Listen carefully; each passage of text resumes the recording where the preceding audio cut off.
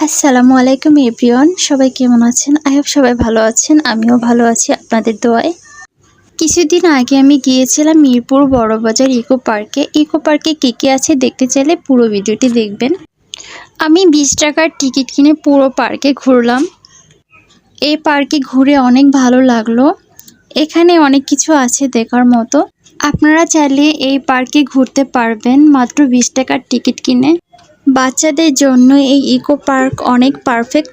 এখানে বাচ্চাদের জন্য রয়েছে বিভিন্ন রকমের দোলনা এবং ট্রেন। বড়দের জন্য রয়েছে ছবি তোলার জন্য সুন্দর সুন্দর স্থান।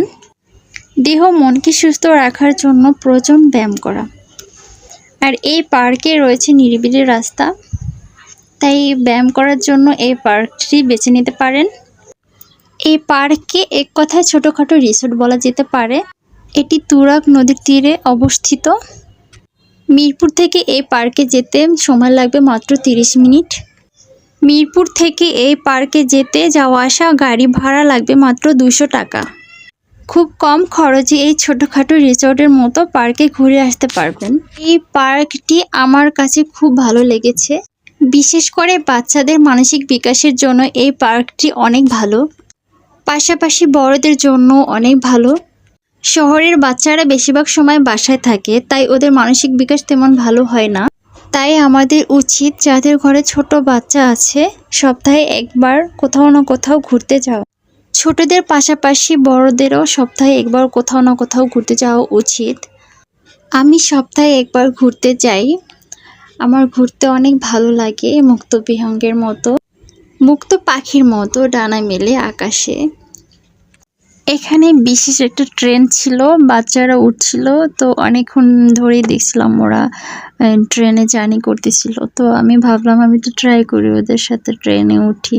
তো আমি ট্রেনে উঠলাম, অনেকক্ষণ পর্যন্ত ট্রেনে ছিলাম। খুব ভালো লেগেছিল, খুব এনজয় করেছি এই ট্রেনে। আপনারা কে কে এমন ধরনের ট্রেনে উঠেছেন কমেন্ট করে জানাবেন। আমি ফার্স্ট টাইম এরকম ধরনের ট্রেনে উঠলাম।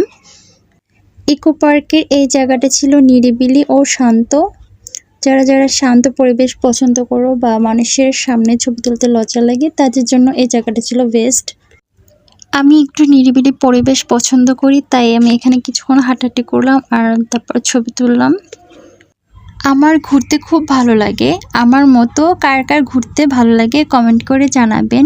আর কে কে এই ইকো পার্কে এসেছেন কমেন্ট করে জানাবেন।